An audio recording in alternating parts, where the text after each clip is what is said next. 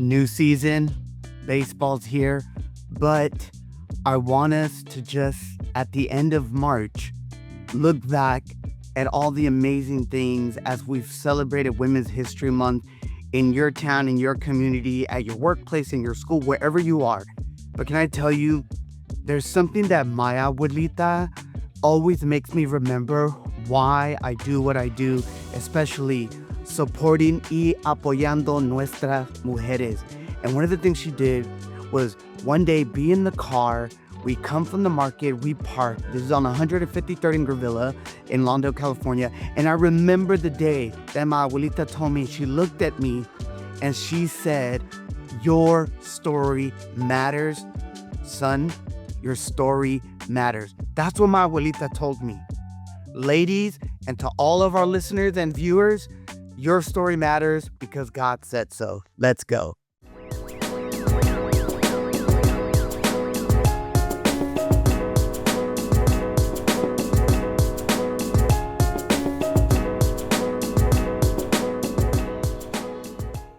Hola, ¿qué tal? Fuel, Pasión, Familia. Welcome to another episode here where we immerse ourselves dentro de cultura, we grow in our faith, and we're constantly making those conexiones.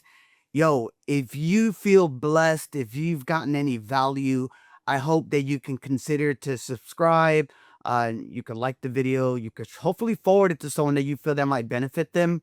But I'm just really grateful because of the fact that you are here. Now, I want to kind of share within the second pillar of faith, because looking at this whole month of March, we've had the opportunity to be able to honor and celebrate all of everything that women have contributed up until now.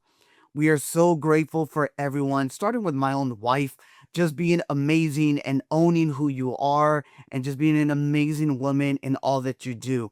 And I think for me, when I think about like this video and this episode, I want to share something that I hope can echo through our lives, and one that begins with these timeless words. Have you guys ever heard of this? They always say like once upon a time. Look, I just had the chance to watch Snow White. I give it a soft 3 out of 5 stars. But I get the story. I saw the cartoon, and when we hear those words, once upon a time, it echoes, knowing that there's a story to be told, that every life is a story, that every character has a story, and that the elements are all part of this story. And when we think about like the story, we know that for many of us, we explore our faith, we explore the doubts, we explore the anger, the happiness, we explore all of these elements because it forms the story to remind you that in all of that, your story matters.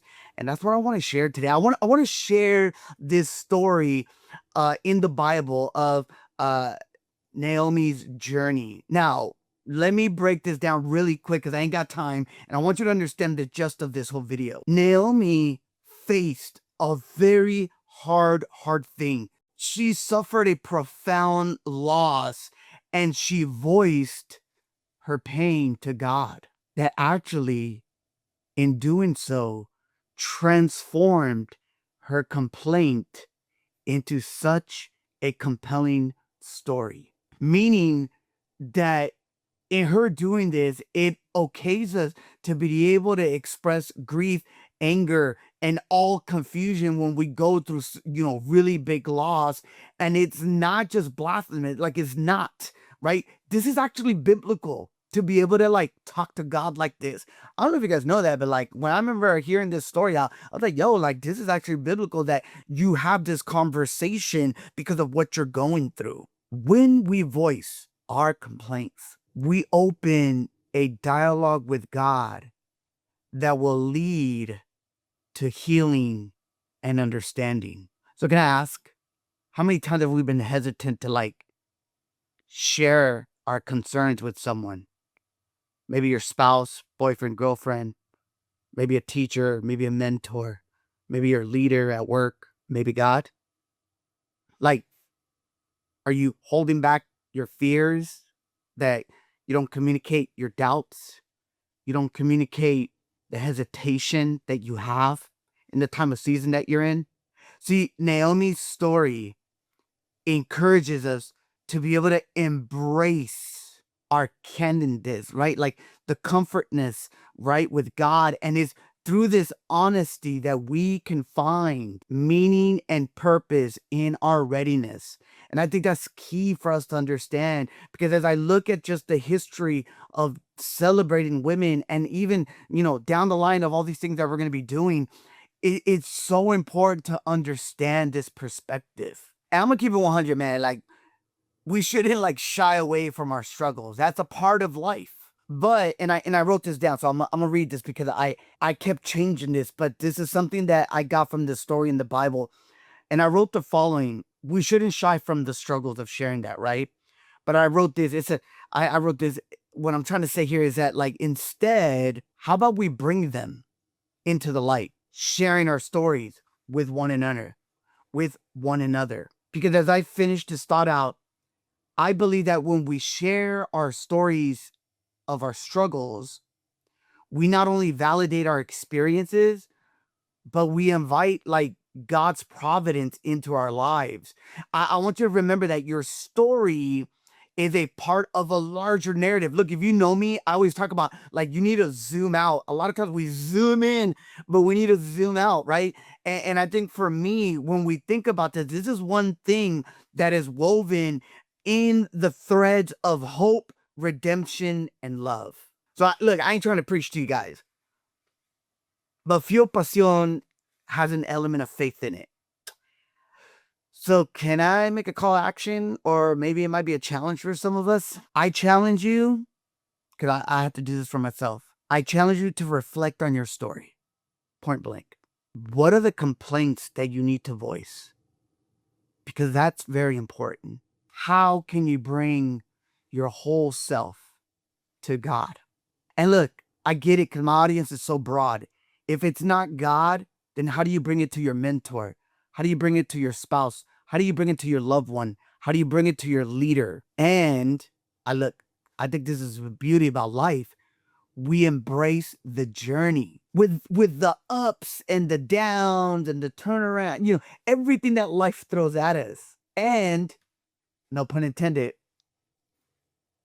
continue to fuel our pasión for sharing our stories, and, ladies do this best, supporting each other's story. That's why I'm so grateful for many of the women, family, friends, and colleagues at work, and even, in my community of my faith. I'm grateful for so many women that support the stories of each other. I'm grateful for the women that have given space to allow you to share your voice. I'm grateful for the women that have validated my story, my voice. But I also want to let you know that God wants to validate your story and your voice since day one. And I hope that as you do that in community, that on your own time, I hope, because look, this is the faith of me, you get connected with God. At the end of the day, all of us here, listening or watching, your story matters. Punto.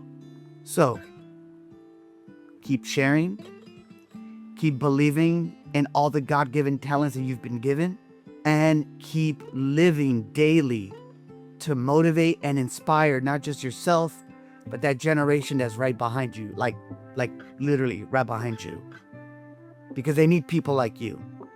So I want to say thank you for enjoying this video, something a little different, but as I'm reflecting and looking back, I just, I always related to sports, because baseball's here, but also watching the women's NCAA tournament, seeing Juju Watkins, and look, Juju, I hope and I know that God has such a bigger story for you, and you're just scratching the surface. And this is just one sidestep, not a setback, but a sidestep, because you really, really are going to just do amazing things, and you've already have done them. And I know that all these little girls and all these athletes that got to see you and have seen you, the world ain't ready. But that's why God brought you here. So my hope is that she has a full recovery.